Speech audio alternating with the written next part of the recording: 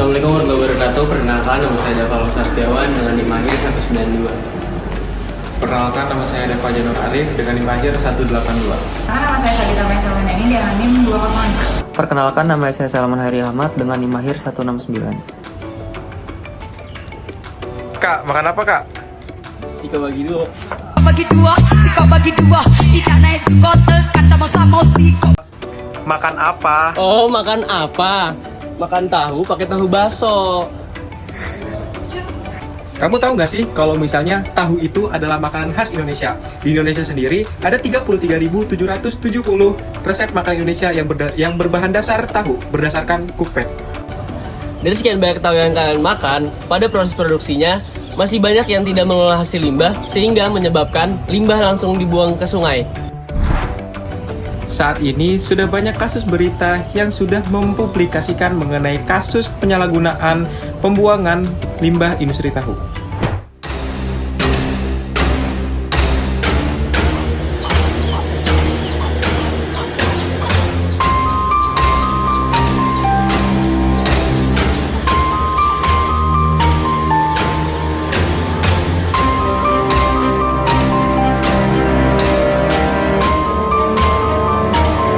Sebelum kita bahas lebih dalam lagi mengenai limbah industri tahu, kita juga harus tahu apa sih di balik layar dari proses pembuatan tahu tersebut. Dalam proses pembuatan tahu, ada 11 tahapan proses yang dilakukan dalam pengolahan kacang kedelai hingga menjadi tahu dalam industri tahu Proma.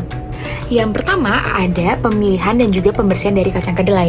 Tentunya kacang kedelai ini dipilih berdasarkan kualitas yang terbaik, sehingga dalam satu unit produksi dapat menampung 18 kg kacang kedelai dalam waktu 1 hari. Lalu yang kedua ada perendaman dan juga pencucian yang dilakukan selama kurang lebih 1 jam agar kulit dari kacang kedelai ini dapat terkelupas dengan sendirinya dan juga membantu dalam proses penyortiran dari biji kacang kedelai yang tidak bagus, seperti contohnya berwarna hitam, kisut, ataupun mengambang ketika dicuci ataupun dibersihkan. Lalu yang ketiga ada penggilingan dari kacang kedelai yang dilakukan oleh mesin penggiling yang bertujuan agar mendapatkan hasil berbentuk bubur halus untuk dapat ditampung di tong penampung dari kacang kedelai tersebut. Yang keempat masuk ke dalam proses perebusan di mana kacang kedelai yang sudah berbentuk bubur akan dimasukkan ke dalam bak perebusan selama kurang lebih 10 menit. Yang kelima ada penyaringan dari pati kacang kedelai yang dilakukan dengan hasil utama dari proses penyaringan ini adalah sari pati, kacang kedelai, dan juga hasil sampingnya adalah ampas kacang kedelai.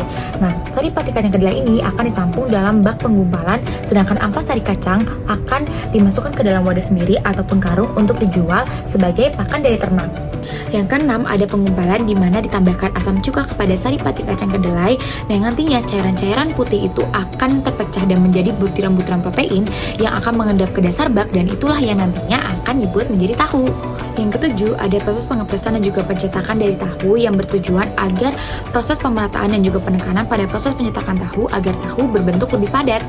Akhirnya masuk ke tahap ke-8 di mana pemotongan terjadi. Nah, tahu ini akan dikeluarkan dari cetakan atau kain kasa sebagai pembungkus tahu tersebut dan akan dipotong-potong sesuai dengan ukuran yang dimau. Lalu tahu akan siap dijual ke pasaran. Nah, tapi teman-teman tahu nggak nih kalau misalnya kita lihat lebih dalam lagi ada beberapa proses yang akhirnya akan menghasilkan limbah di mana limbah cair dan juga limbah padat akan terbentuk. Kalau limbah cair nih ada 4 proses di mana perendaman, pencucian, penggumpalan sari kacang kedelai dan juga pengepresan yang akan menghasilkan limbah cair dari air yang digunakan.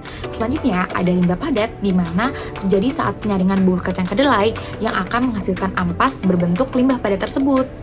Akhirnya pada tahun 2015, industri tahu Proma menerapkan proses pengolahan limbah industri tahu secara anaerobik dan mengubah limbah menjadi biogas dan juga pupuk. The wastewater gets pumped into the first reactor from the holding pond. Then, technicians introduce anaerobic bacteria, which don't require oxygen to break down organic material. As the microbes munch on soy proteins, the series of 6 digesters produces methane, a gas that can be used as fuel. The whole fermentation process takes about 20 days, but technicians feed new biomass into the reactors every day. Leftover solids can be used as fertilizer. Dan akhirnya beberapa tahun belakangan ini, banyak industri tahu yang juga menerapkan proses pengolahan limbah sehingga banyak mengurangi jumlah limbah yang dihasilkan. Sementara itu pemirsa, di tengah kepanikan mencari keberadaan LPG 3 kg, sebuah kampung di Probolinggo, Jawa Tengah, Temanggung, Jawa Tengah memanfaatkan limbah pabrik tahu yang mereka produksi sendiri dari limbah cair pabrik tahu yang berada di tengah pemukiman.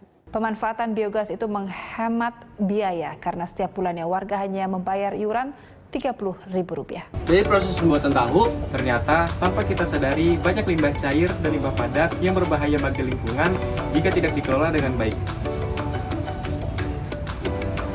Dari adanya video ini, kami berharap untuk para industri tahu dapat menerapkan pengelolaan limbah industri tahu dengan baik dan benar, dan juga tanpa mencemari lingkungan di sekitarnya dan juga tidak mengganggu masyarakat di sekitar industri tahu. Nah, akhirnya kita udah sampai nih di penghujung video ini, di mana kita telah selesai menjelaskan bagaimana proses industri tahu dan juga bagaimana pengelolaan dari limbah industri tahu. Semoga teman-teman yang telah menonton sampai akhir telah mendapatkan manfaat dari video ini, dan terima kasih telah menonton sampai akhir. Bye-bye!